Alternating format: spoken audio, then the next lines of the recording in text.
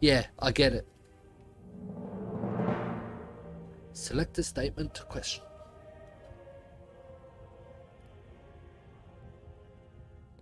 You saw it as plain as day? You claim that you saw the incident as plain as day. Yep, plain as day. How's your eyesight? It's alright. My peepers work just fine. That doesn't sound particularly convincing. I went hunting with Piero once. He had no problem spotting boar at 80 meters. Quite often he would spot game even before I did. See, my eyes are fine. He was a terrible hunter though. Every time he saw a boar he would yell, "Wow, look at that piggy." We came back empty-handed. Me and my big mouth. Do you have another question about Piero's eyesight?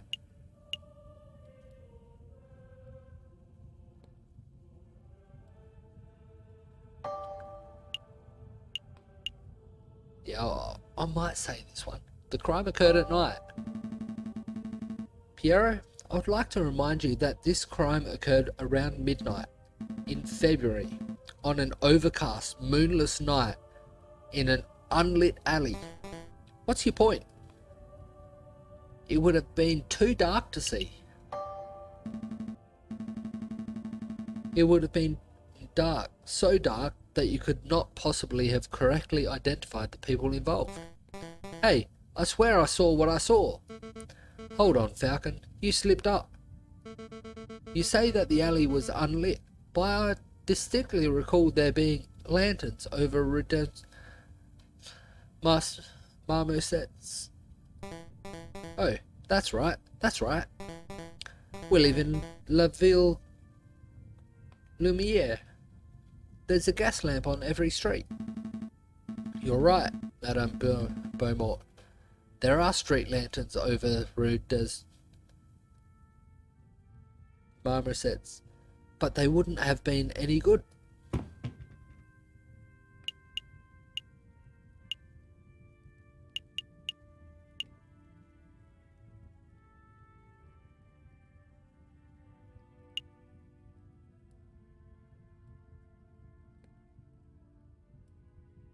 That's the list that the inventor, list of things the inventor wants. That's the letter asking us to find these people. That's one of the items on the list. That's the Bible one of these people actually gave me. That's the pamphlet that Sparrow's son just gave us. And this is the pamphlet given to us by a person, by this person claiming, well, playing the role of judge's brother gave us. I think it was. No. Yes, it was. I don't have evidence for it, do I? I have to select something.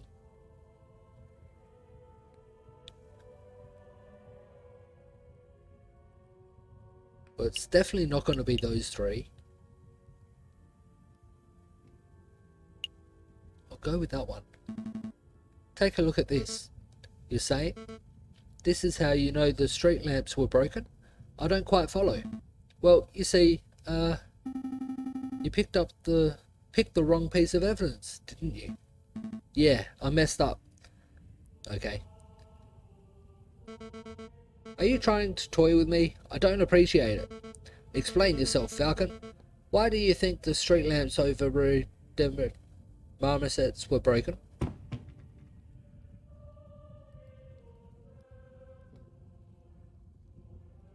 So it has to be one of these two.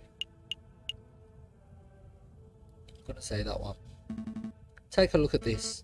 You're saying?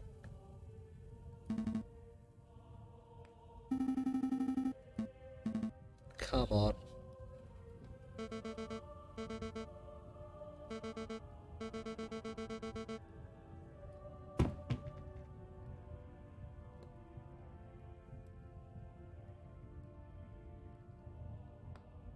Was...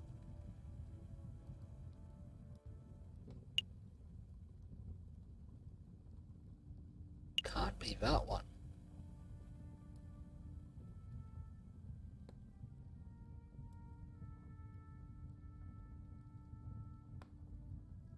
I'll try it.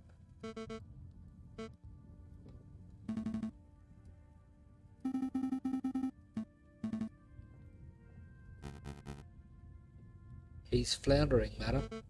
Agreed. I've heard enough of these ramblings theories. Falcon, your respect for your comrade is admirable, and you displayed great valiance by leaping headfirst into the lion's den. But you have failed to convince me of this bird's innocence. Madame Beaumont, I implore you, not another word. We humoured you. We set up a court and went through the motions of a trial, and now the rooster's guilt has been formally proven. We have more evidence. Enough. The trial is over. Severin Cocorico, you have been formally tried by the people of the Second Republic. We have found you guilty on the counts of conspiracy of the murder of the Cocorico, of the Croque Monsieur, and of the murder of my father, Jean Beaumont. Madam, please. JJ, it's all right. I've made my peace. This is far from all right. Dying in the name of a few republic at the hands of rebels, there are worse ways to go. It was good enough for Robespierre, right? Severin?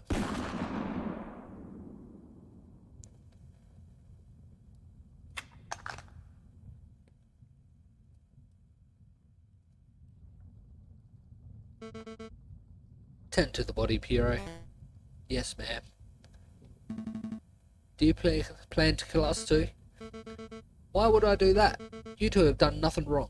I see no reason for you to be tried, let alone executed. Your mercy is admirable, madam, but I fear if we let these two go, they would tell the police everything. It would compromise us.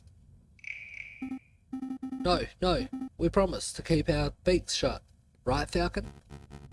Ah, but we cannot trust the word of potential traitors, madam. For the good of France, we must execute the birds right now. Some man of God you are. I hate to admit it, but you have a point, Remus. This is an unpleasant situation. What to do? Okay, I know. I'm going to give you a choice. You have two options. The first is that I shoot you right here and now. That's not something either of us particularly want. But if it must be done, what's option number two? You join us. We need lawyers to help bring the new republic into fruition. Your skills would be very much appreciated. Our skills? Somebody has to draft new laws. Somebody has to file the paperwork to secure the new republic's internationally recognized legal status. Somebody has to prosecute the officials who corrupted this country. Wouldn't that be a glorious job? You mean prosecute the Prime Minister or the King? We can discuss the specifics later for now. For now, I need to hear this decision. What will it be?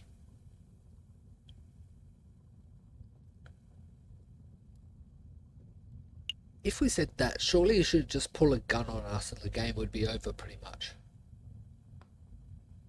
Although I'm wanting to get to the end, I don't want it to end just like that.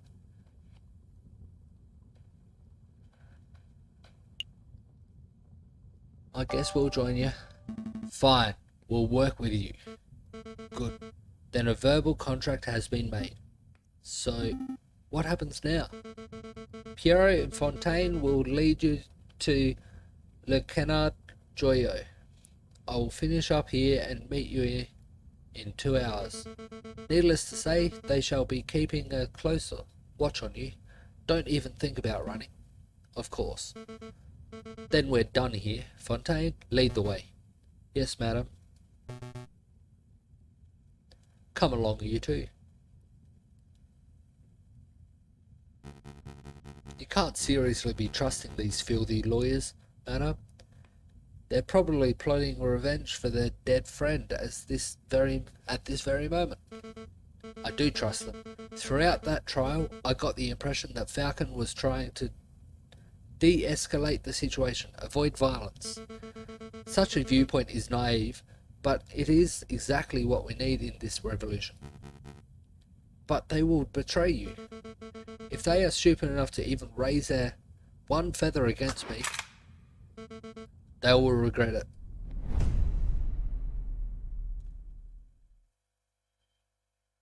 End of Act 3. Your game has been saved. Would you like to continue? Do you wish to continue?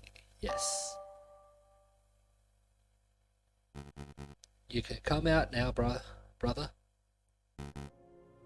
How did it go? Better than we ever hoped for. The rooster is dead and the madam has tasted her first blood. Heh, amazing.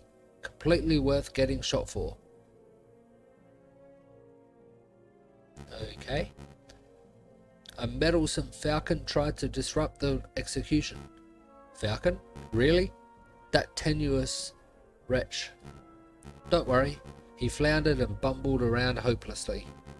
The madam thinks that he's of some use, but really he's as good as dead. This is marvellous. Every piece is falling into place. Our dream will be a reality in no time at all. To reason, brother. To reason. Act 4C.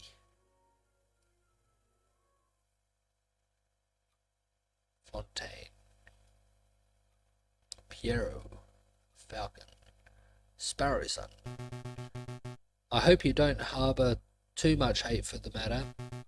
I know that the rooster was your friend, but the madam does what she does for the good of France. Boy oh boy, this is awkward. It is a bit. Perhaps a round of drinks are in order. After all, this is a tavern. What do you two say? I'm not thirsty. I mean no disrespect, Fontaine, but I'm not thirsty. Me neither. I get it. You're both a little shaken by what you saw. Can we at least get you some wine? Just a small glass to calm the nerves. Fine, whatever. Very good. Piero, fetch our guests some drinks. It's your round. My round? No way. It's your turn. Turns don't matter. You still owe me for that omelette I generously paid for last Friday. Yeah, well, you owe me for that coffee on Tuesday.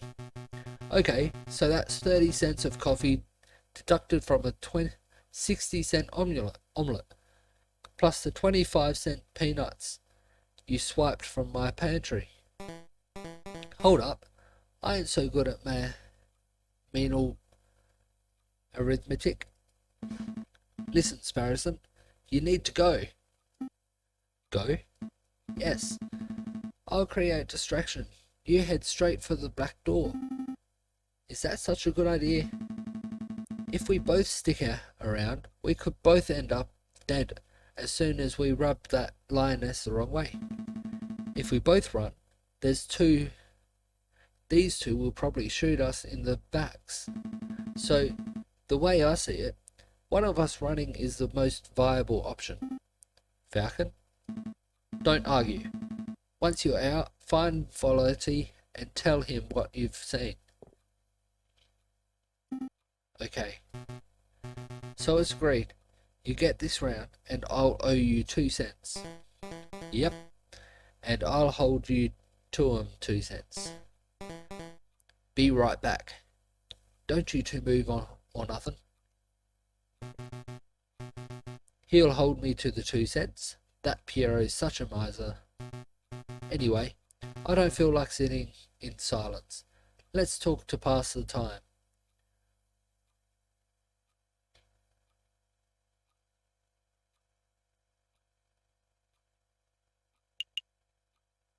I have a gun question. Fontaine, I have a gun question. A gun question? Do go on.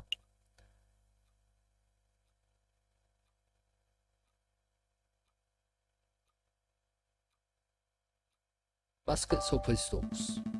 What's better, muskets or pistols? What's better? Well, both weapons have advantages and disadvantages. It's not really a matter of one being better. As you can see, I prefer to use a musket. The longer barrel makes it more accurate, especially over long distances. So, for hunting, there's no argument. The musket is superior to in every way. But for personal defense or for close quarters combat, some would prefer the pistol for such a situation. You see, a smaller weapon offers a great degree of maneuverability.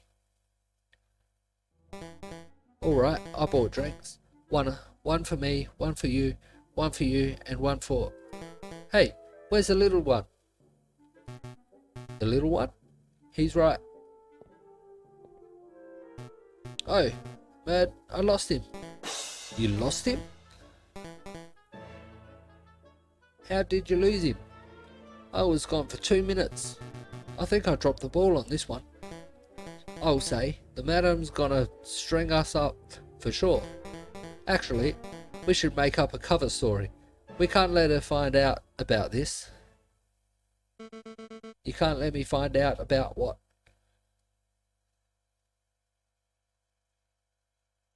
They let Sparrowson escape. Tweedledee and Tweedledum over here weren't paying attention and let Sparrowson walk casually away. Madame? We can explain. I swear. I'd give you two bozos one damn job. It doesn't matter. That little bird was dispensable for our plans, but Falcon isn't. What's important is that he's still here. Madam, if Sparrowson runs to the police, then both this location and the sleeping city are compromised. We should keep this meeting brief. Agreed, Falcon. Let me quickly fill you in. As you probably know, we are planning to form a protest, an enormous protest on the 14th of this month. We intend to draw a massive crowd at the Place de la Concorde, and then we shall march across Tuileries Garden. A march across Tuileries? You intend to storm the Louvre? No, the Palais Royal. That's where the King and Prime Minister will be residing. I would like it to go peacefully, but peaceful uprisings have a habit of turning violent, don't they? Exactly. And we can't let the leaders of this country escape amidst the chaos. They must be tried for their crimes against the French people. On that note, I want you to lead the prosecution. You want me to prosecute the King of France? The King and the Prime Minister. They are both responsible for the rampant inequality that plagues this country. On the day of the revolution, we will drag both of those overpaid bourgeois onto the streets, and you shall prosecute them then and there. I think I understand. Prosecuting the pair for crimes against humanity. I suppose it could certainly be done. If I were to interview a lot of citizens, gather a lot of evidence, file some paperwork, I could probably prepare a case in around 2 months. We don't have the luxury of time. Use your ingenuity on the day, just like you did in the catacombs. You can't be serious. There is no alternative. The wheels of the revolution are already turning, and the revolution will ignite in under a week. The question on my mind is, what do we do with you until then? You can leave him with us, ma'am. We'll keep a good eye on him. After seeing the atrocious job you two did guarding the little bird, I think not. I'll just have to guard you myself, Falcon. You shall spend this week at my side while I complete our preparations. At your side all day and night? Absolutely. I'm not going to let you out of my sight for 1 minute. That seems excessive. You can trust me, madam. No, I can't. You've promised to help me, but I know that you don't actually believe in the cause or of the Second Republic. If I give you 1 grain of freedom, you will undoubtedly flee. This meeting is over. Come along, Falcon.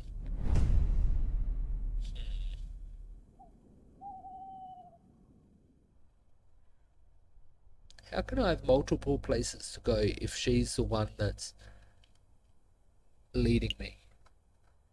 Have to go there. Sparrowson? Oh, I might be going around as him now. And then, while we were sitting in the tavern, Falcon gave me the opportunity to escape. He's created a distraction and I sneaked away and went straight to the police. Then you called a meeting and, well, here I am. So, yeah, that's the whole story. I see. So Severin Cocorico died at the hands of the rebels. That's right. And Falcon revealed his true colours as a traitor. Traitor? No, that's not right, Inspector. Falcon's not a rebel. He's just playing along to see so he can save his own life. Don't be so naive, Sparrowson. Put the puzzle pieces together. Falcon willingly leapt into the lion's den for the specific purpose of siding with the rebels. He let you escape because he could see that you weren't truly sympathetic to the rebel cause. That doesn't make sense at all. Falcon's never shown a rebellious streak. Tell me, Sparrowson, what do you know about Falcon's past? Not a lot. He's a private person. Has he ever told you what he did during the July Revolution? Before he changed his name? No, he hasn't told me anything really. Sparrowson, let me tell you about the man they call the Viridian Killer. The Viridian Killer. What?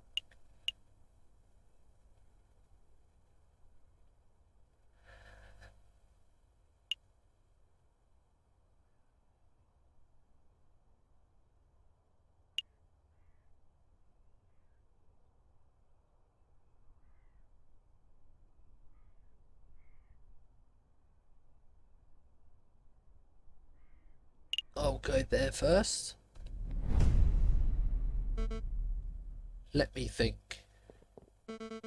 So, it takes 10 minutes to walk from Place de la Concorde to this very spot. And the Palais Royal lies 5 minutes north of here. But the crowd will be fairly large and slow. It may take twice, maybe 3 times as long to make the move. Having a logistics problem, madam? Perhaps. The plan is to walk the crowd from here through Tuileries to the Palais Royal. But if we take too long to pass through Tuileries, the police will trap us in. We could be flanked and slaughtered. That is quite an issue.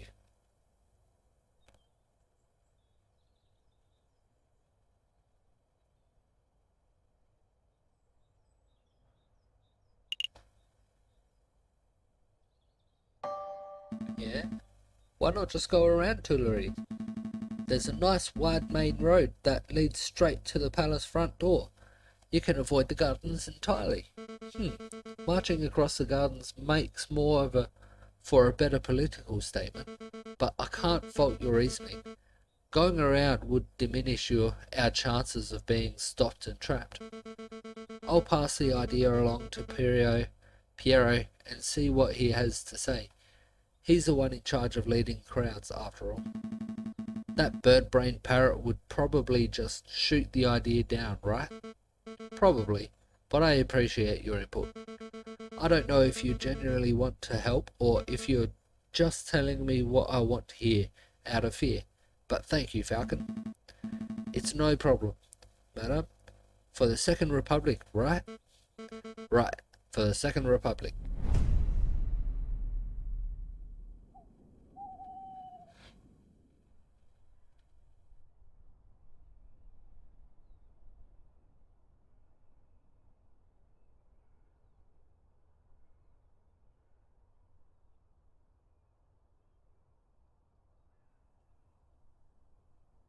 Two places to go.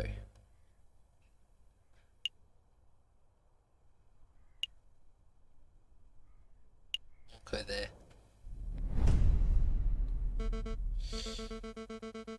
The Palais Royal. Just look at this disgusting den of fat cat, bourgeois, and hypocritical politicians. The king is probably in there as we speak, probably sitting in his high chair, stuffing his bloated face with cake and wine while he boasts about being the perfect citizen king. Did you come here just to moan about the king? No. I've come to assess the potential battleground. On the day of the rebellion, I might order Piero to set up a barricade over there. What do you think? There, right outside the Palais Royal? Of course, it's the perfect place for a defensive garrison. We can gather furniture from nearby buildings, build a wall, and position rifles to fend off the police. When the time is right, it will serve as the ideal location to launch our assault on the palace. So you weren't just throwing empty words in the tavern. You actually do intend on dragging the king out of the palace through violence. Of course, he will never abdicate on his own volition. It's not as if I want to see bloodshed, Falcon. It's necessary, it's inevitable. I mean, we have to be realistic. There is no way to bring change to a country without using violence, is there?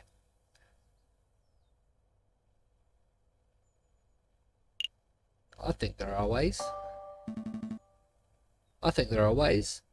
So, I don't know if I want to be on their side or just try to help the current king. I'll just take things as they come and see what answers come to mind, what I want to do. People look back on the violence moments of history, the executions, the wars, the bloody revolutions. But who's to say that a country could not be overturned just through the chants of the people? A pacifist revolution. Interesting. I would love for such a thing to be possible. Maybe it would be better to avoid building the barricades, at least until it's clear that violence is inevitable. That's good. That's a good compromise, madame.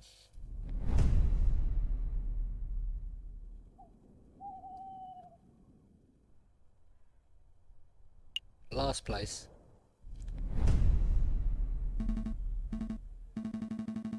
Les Halls, huh?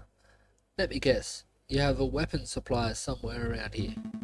Or maybe this is where you plan on meeting an informant, a government defector. It is as good a meeting spot as any. Actually, I'm here for groceries. Well, everyone needs to eat. There's no need for that look. You think that just because I'm a gun-toting rebel, I don't need to buy food? Man Beaumont? Well, if it isn't Sultan and little Gambad.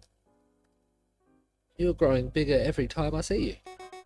Ma'am, you have to hear this. Something big went down here yesterday. A policeman, a nasty, ugly policeman. Let me guess, he was bullying people into revealing secrets on the whereabouts of the revolutionaries.